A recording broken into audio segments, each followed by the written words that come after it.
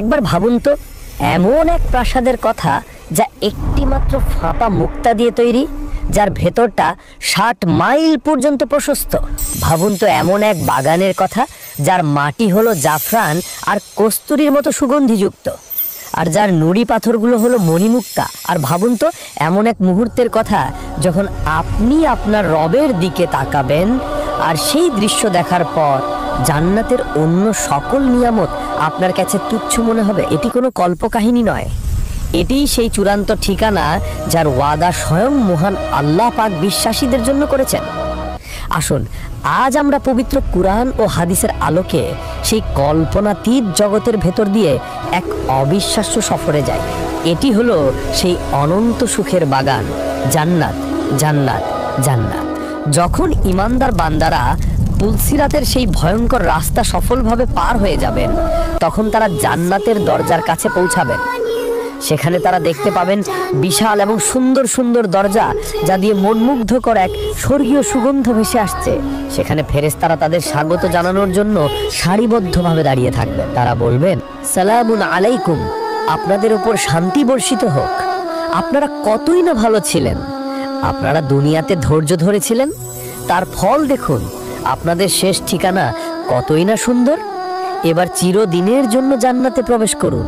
জান্নাতের মোট 8টি দরজা রয়েছে। এর এক একটি দরজা এতটাই বিশাল যে এর এক প্রান্ত থেকে অন্য প্রান্তের দূরত্ব 40 বছরের পথের সমান। ইমানদার ব্যক্তিরা তাদের দুনিয়ার বিশেষ ভালো কাজ অনুযায়ী বিভিন্ন দরজা দিয়ে ঢোকার সম্মান লাভ করবেন।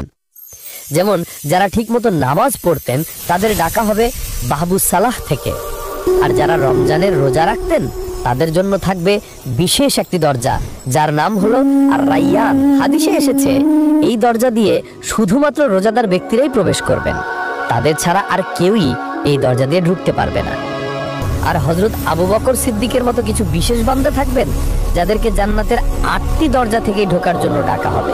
জান্নাতে প্রবেশ করার সাথে সাথে এক অবর্ণনীয় শান্তি আর প্রশান্তি তাদের মনকে ঘিরে ধরবে। তাদের মন থেকে দুনিয়ার সকল দুঃখ, কষ্ট, চিন্তা আর ভয় এক মুহূর্তেই মুছে যাবে। জান্নাতে প্রবেশ করার পর ইমানদার বান্দাদেরকে সর্বপ্রথম যে বিশেষ সম্মানটি দেওয়া হবে সেটি হলো হাউজে কাউসার থেকে পানি পান করানো। এই হাউজে কাউসার আল্লাহ তার প্রিয় নবী হযরত মুহাম্মদ সাল্লাল্লাহু আলাইহি ওয়াসাল্লামকে দান করেছেন।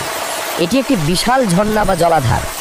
এর পানি হবে দুধের চেয়েও সাদা, মধুর চেয়েও মিষ্টি এবং এর সুগন্ধ হবে কস্তুরীর চেয়ে উত্তম। এর চারপাশে থাকবে আকাশের তারার মতো অসংখ্য সুন্দর সুন্দর পানপাত্র। আমাদের প্রিয় নবী নিজ হাতে তার উম্মতদেরকে সেই পাত্রে করে পানি পান করাবেন। যে ব্যক্তি একবার সেই হাউজে কাউসারের পানি পান করবে সে আর কোনোদিন কখনো পিপাসার্ত হবে না, অনন্তকালের জন্য তার পিপাসা মিটে যাবে। হাউজে কাউসারের পানি পান করার পর তারা দেখতে পাবেন জান্নাতের অবিশ্বাস্য প্রাকৃতিক সৌন্দর্য। তাদের নাকে আসবে কস্তুরীর চেয়েও মিষ্টি এক সুগন্ধ। তারা দেখবেন যতদূর চোখ যায় শুধু সবুজ আর সবুজ বাগান, সুন্দর সুন্দর গাছপালা আর মনোরম দৃশ্য। জান্নাতের একটি গাছের ছায়া এতটাই বিশাল হবে যে একজন দ্রুতগামী ঘোড়সওয়ার সেই ছায়ার নিচে 100 বছর ধরে দৌড়ালেও সেই ছায়া শেষ করতে পারবে না। জান্নাতের মাটি হবে জাফরান আর কস্তুরীর মতো সুগন্ধিযুক্ত।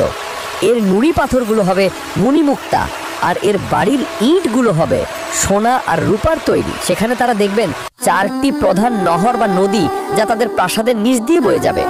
একটি হবে স্বচ্ছ পানির নহর, একটি হবে দুধের নহর যার স্বাদ কখনো এক বিন্দুও বদলাবে না, একটি হবে বিশুদ্ধ মেধার নহর এবং একটি হবে এমন সব পবিত্র পানীয়ের নহর যা পান করলে তাদের তৃপ্তি দিনে দিনে শুধু বাড়তেই থাকবে।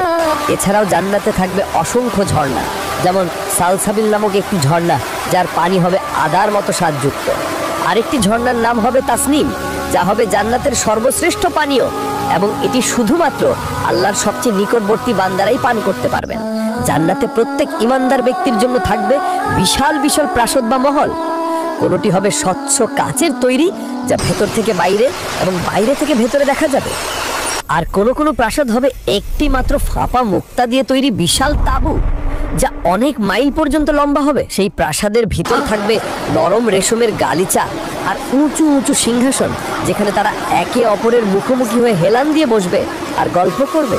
জান্নাতের সেই অপরূপ সুন্দর প্রাসাদ আর বাগানের মধ্যে জান্নাতীদের জন্য অপেক্ষা করবে এমন সব নিয়ামত যা তাদের জীবনকে করে তুলবে আরো বেশি আনন্দময়। জান্নাতীদের পরানো হবে পাতলা এবং মোটা রেশমের তৈরি সবুজ রঙের সুন্দর সুন্দর পোশাক, যা দুনিয়ার কোনো রেশমের সাথেই তুলনীয় নয়। তাদের হাতে পরানো হবে সোনা, রূপা ও মুক্তার চুড়ি বা কঙ্কন, আর তাদের মাথায় থাকবে মণিমুক্তা খচিত মুকুট, যার একটিমাত্র মুক্তার আলো পূর্ব এবং পশ্চিমের মধ্যবর্তী সবকিছুকে আলোকিত করে দেওয়ার জন্য যথেষ্ট হবে। জান্নাতে প্রবেশকারী প্রত্যেক পুরুষ হবেন যুবক, তাদের বয়স হবে 33 বছর। তাদের বয়স আর কখনো বাড়বে না, তারা কখনো বৃদ্ধ হবেন না। তাদের সৌন্দর্য হবে হযরত ইউসুফ আলাইহিস সালামের মতো, এবং তাদের উচ্চতা হবে আমাদের আদি পিতা হযরত আদম আলাইহিস সালামের মতো 60 হাত লম্বা। তাদের অন্তরে কোনো দাড়ি থাকবে না, দাড়িবিহীন যুবক, এবং তাদের চোখ হবে সুরমা লাগানো। আর দুনিয়ার যে নেককার নারীরা জান্নাতে যাবেন, তাদের সৌন্দর্য আর মর্যাদা হবে কল্পনাতীত। আল্লাহ সেই সকল নেককার নারীদেরকে নতুন করে সৃষ্টি করবেন এবং তাদেরকেও চিরকুমারী এবং চিরযুবতী বানিয়ে দেবেন, যাদের বয়স হবে সবসময় একই। তাদের সৌন্দর্য হবে সেই জান্নাতের হুরদের চেয়েও 70,000 গুণ বেশি। হাদিসে এসেছে, একজন জান্নাতি নারী যদি দুনিয়ার দিকে একবার উঁকি দিত, তাহলে তার মুখের আলোর ঝলকানিতে সূর্যের আলো ম্লান হয়ে যেত এবং আসমান এবং জমিনের মধ্যবর্তী সবকিছু সুগন্ধে ভরে যেত। তার মাথার ওঢ়ার মূল্য দুনিয়া এবং এর মধ্যে যা কিছু আছে তার চেয়ে বেশি দামি। তারাই হবেন তাদের স্বামীদের সর্দারিনী বা প্রধান রানী। জান্নাতীদের চেহারায় কখনো ক্লান্তির ছাপ পড়বে না, তাদের শরীরে কখনো ঘাম হবে না। যদি ঘামের মতো বিজু বের হয়, তাহলে সেটা হবে কস্তুরীর মতো সুগন্ধিযুক্ত।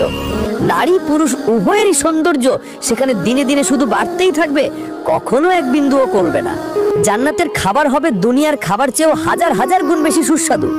জান্নাতীদের দেওয়া হবে এমন সব ফল যা তারা কখনো দেখেনি বা যার নামও শোনেনি। ফলের গাছগুলো তাদের দিকে এমনভাবে ঝুঁকে আসবে যাতে তারা দাঁড়ানো, বসা বা শোয়া যে কোনো অবস্থাতেই খুব সহজে ফল পেড়ে খেতে পারেন। তাদের সামনে সোনার থালা এবং রূপার গ্লাস নিয়ে হাজির হবেন গিলমান নামক চিরকিশোর সেবক। এই গিলমানরা দেখতে হবে ছড়ানো ছিটানো মুক্তার মতো এতটাই সুন্দর যে তাদের দেখলেও মন প্রশান্তিতে ভরে যাবে। তারা পরিবেশন করবেন ভুনা করা পাখির মাংস এবং এমন সব সুস্বাদু খাবার যা জান্নাতীরা খেতে চাইবে তাই পাবে। জান্নাতে আপনি যে পাখির দিকে তাকিয়ে ভাববেন এর মাংস খেতে কি মজা হবে, সাথে সাথে সেই পাখিটা ভুনা হয়ে আপনার সামনে হাজির হয়ে যাবে। তারা যা কিছু চাইবে এক মুহূর্তের মধ্যেই তা তাদের সামনে হাজির হয়ে যাবে। জান্নাতের খাবার খাওয়ার পর তাদের কোনো রকম কলজ বের হবে না, বরং একটি সুগন্ধিযুক্ত ঢেকুরের মাধ্যমেই সবকিছু হজম হয়ে যাবে। আল্লাহ জান্নাতি পুরুষদের জন্য পুরস্কার হিসেবে সৃষ্টি করেছেন অপরূপ সুন্দরী সঙ্গিনীদের, যাদেরকে বলা হয় হুর। তারা হবেন স্বচ্ছ আর নির্মল, এতটাই সুন্দর যে তাদের সৌন্দর্যের কাছে দুনিয়ার সকল সৌন্দর্যই হার মেনে যাবে। হাদিসে এসেছে, একজন হুর যদি দুনিয়ার দিকে একবার উকি দিত, তাহলে তার সৌন্দর্যের আলোতে আসমান এবং জমিনের মধ্যবর্তী সবকিছু আলোকিত হয়ে যেত এবং তার সুগন্ধে চারিদিক ভরে যেত।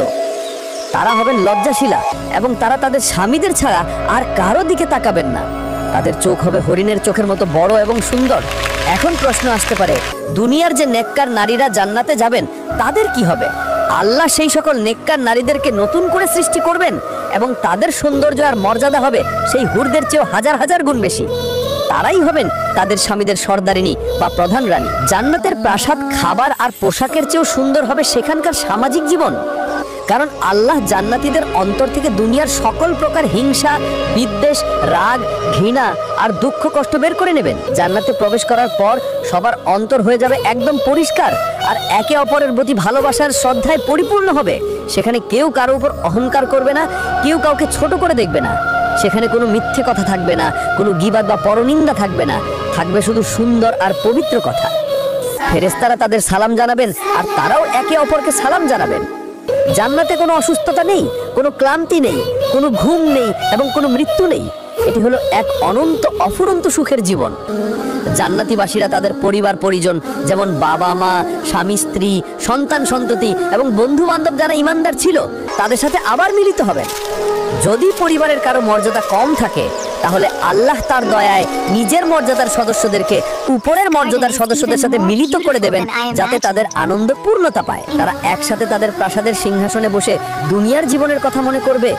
তারা মনে করবে কিভাবে তারা আল্লাহর পথে চলার জন্য ধৈর্য ধারণ করেছিল, কিভাবে তারা একে অপরকে ভালো কাজে সাহায্য করেছিল, আর এই সব কিছুর জন্য তারা আল্লাহর শুকরিয়া আদায় করবে। হাদিসে এসেছে, জান্নাতে প্রতি শুক্রবার একটি বিশেষ বাজার বসবে, কিন্তু এই বাজার দুনিয়ার বাজারের মতো কোনো কেনা বেচার জায়গা হবে না। জান্নাতীরা যখন সেই বাজারে যাবেন তখন উত্তর দিক থেকে এক ধরনের সুগন্ধি বাতাস বইবে, যা তাদের পোশাক এবং চেহারার উপর দিয়ে বয়ে যাবে। সেই বাতাসের স্পর্শে তাদের সৌন্দর্য এবং উজ্জ্বলতা আগের চেয়েও বহুগুণে বেড়ে যাবে। যখন তারা সেই বাজার থেকে তাদের প্রাসাদে ফিরে আসবেন, তখন তাদের পরিবারের সদস্যরা তাদের দেখে অবাক হয়ে বলবে, আল্লাহর কসম, তোমরা তো আগের চেয়ে আরো অনেক বেশি সুন্দর হয়ে গেছো।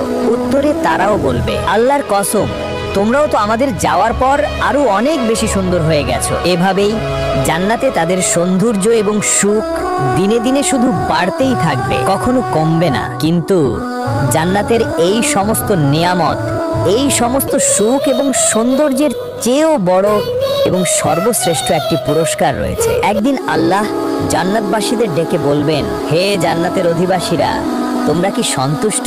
তারা উত্তর দেবে, হে আমাদের রব, আমরা কেন সন্তুষ্ট হব না? আপনি তো আমাদের জাহান্নাম থেকে মুক্তি দিয়েছেন এবং আপনার জান্নাতে প্রবেশ করিয়েছেন। আপনি আমাদের এমন সব কিছু দিয়েছেন যা আপনার সৃষ্টির আর কাউকেই দেননি। তখন আল্লাহ বলবেন, আমি কি তোমাদের এর চেয়েও উত্তম কিছু দেব? জান্নাতীরা অবাক হয়ে জিজ্ঞেস করবে, হে আমাদের রব, এর চেয়ে উত্তম আর কি হতে পারে? আল্লাহ বলবেন, আজ আমি তোমাদের উপর আমার সন্তুষ্টিকে চিরস্থায়ী করে দিলাম। আজ থেকে আমি আর কখনো তোমাদের উপর অসন্তুষ্ট হব না। এই ঘোষণা শোনার পর আল্লাহ নিজের এবং জান্নাতবাসীদের মাঝখানের হিজাব বা পর্দা সরিয়ে দেবেন এবং জান্নাতবাসীরা সেদিন স্বচক্ষে তাদের মহান রব আল্লাহকে দেখতে পাবে। সেই দৃশ্য দেখার পর জান্নাতের অন্য সকল নেয়ামত, সকল হুর, সকল প্রাসাদ, সবকিছু তাদের কাছে তুচ্ছ মনে হবে। এটাই হবে জান্নাতের সর্বশ্রেষ্ঠ, সবচেয়ে বড় এবং সবচেয়ে আনন্দদায়ক পুরস্কার। এটাই হলো জান্নাত, মুমিনদের জন্য আল্লাহর পক্ষ থেকে যাওয়া সেই চূড়ান্ত পুরস্কার, যে জীবনের কোনো শেষ নেই, যে সুখের কোনো সীমা নেই। আল্লাহ আমাদের সবাইকে জান্নাতুল ফিরদাউস নসিব করুন, আমিন। যদি জান্নাতের এই বর্ণনা আপনার হৃদয়কে প্রশান্ত করে থাকে এবং আপনাকে আল্লাহর আরো নিকটবর্তী হতে সাহায্য করে, তাহলে ভিডিওটিতে একটি লাইক দিন এবং কমেন্ট করে আপনার অনুভূতি জানান। আপনার প্রিয়জনদের সাথে এই শান্তির বার্তাটি শেয়ার করুন আর আমাদের চ্যানেলটি সাবস্ক্রাইব করে এমন আরো ঈমানদীপ্ত কাহিনীর জন্য আমাদের সাথে